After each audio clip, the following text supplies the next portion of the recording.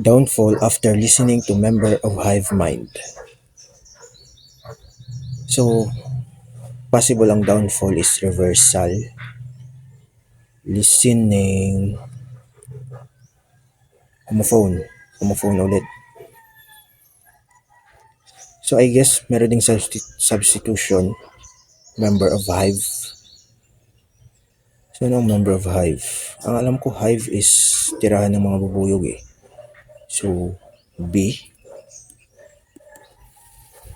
So, homophone, letter B.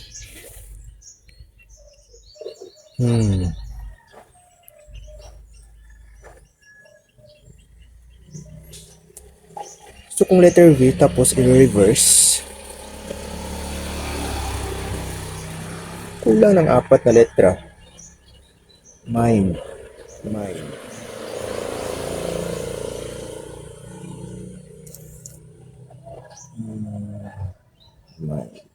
Mind ang definition.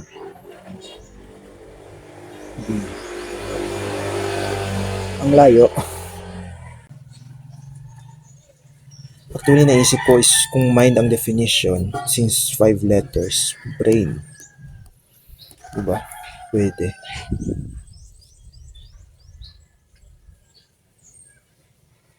Parang layo sa B's or sa B.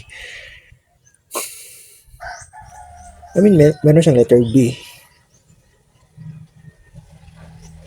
So, ang rain, downfall. Pag umuulan, nahulog, rain. Oh, ano? Check. Yes, correct. So, okay, so tama nga yung member of hive, B, then homophone, maging letter B, then downfall, yung rain, so brain, definition of mind. Alright, bye.